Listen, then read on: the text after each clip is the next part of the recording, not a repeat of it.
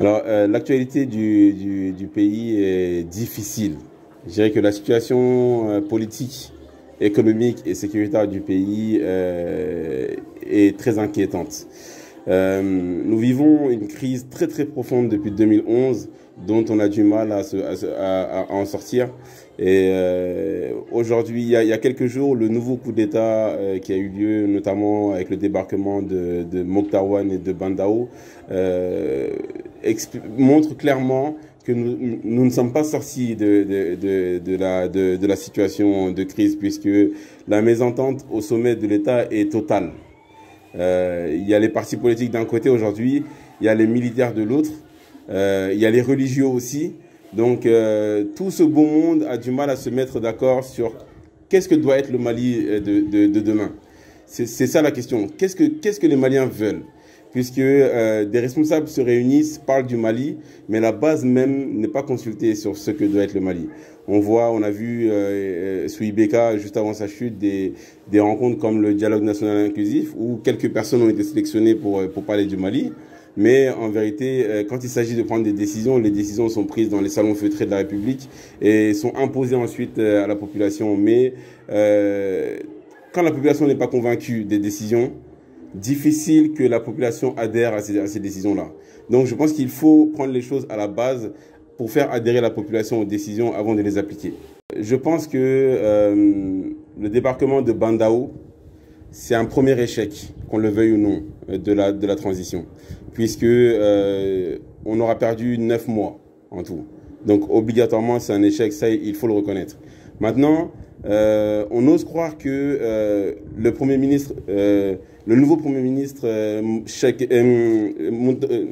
Choguel Kokana Maïga, excusez-moi, va appliquer ce que lui-même disait depuis 9 mois, puisqu'il a eu à contester, énormément contester, à dénoncer, il a appelé à une lutte contre l'impunité, il a appelé à une élection propre, il a appelé à la démilitarisation des institutions.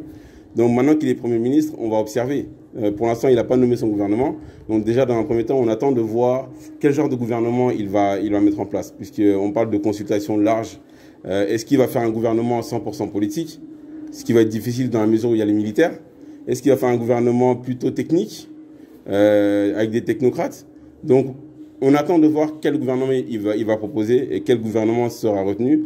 Ensuite, on l'attend très clairement au devant des choses, dans la mesure où il a parlé pendant 9 mois, il a dit beaucoup de choses.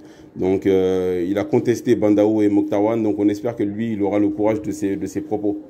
Aujourd'hui, le principal problème de ce pays, c'est la mauvaise gouvernance. Dans la mauvaise gouvernance, il y a l'impunité.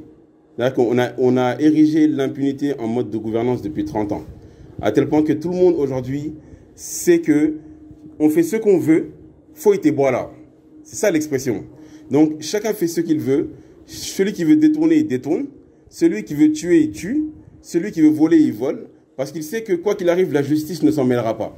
Donc il faut commencer par la lutte contre l'impunité. Et de ce fait-là, il y a des dossiers qui sont là depuis des années, notamment les détournements liés au dossier des 1230 milliards de l'armée malienne, et d'autres dossiers comme les 3,5 milliards qui auraient disparu au ministère des Finances à l'époque où Boubou était ministre des Finances. Ce sont des dossiers qui ont été mis sur la place publique, mais dont la justice peine à se saisir. Donc il faut commencer par marquer le coup de la lutte contre l'impunité, et le reste viendra très rapidement. Nous sommes victimes de la mauvaise gouvernance. Personne ne va à l'étranger par plaisir. Tous ceux qui sont à l'étranger, ils sont partis à l'étranger parce que là où ils vivaient, ce n'était plus possible. Ce n'est plus possible parce que la mauvaise gouvernance est à la base de ça. Donc, ce combat pour la bonne gouvernance, c'est avant tout parce que je ne veux plus que des enfants soient déracinés. Personne ne grandit à l'étranger par plaisir. Donc, c'est important que les gens puissent vivre dignement là où ils sont installés, notamment dans nos régions, notamment en Caille, puisque c'est la région qui a le plus de gens qui partent à l'aventure.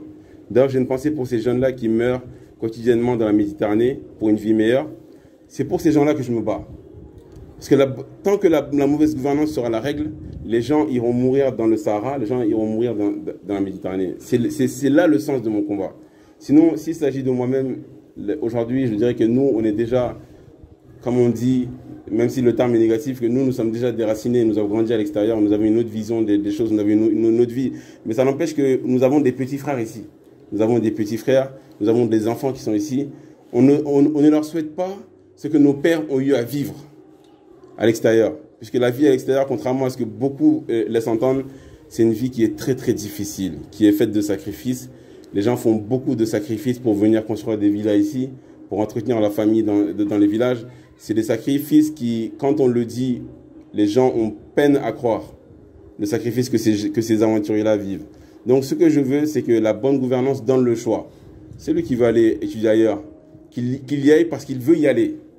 Mais qu'on ne soit plus obligé d'aller juste pour avoir de quoi manger. C'est le sens de mon engagement et de mon combat depuis un peu plus de 10 ans.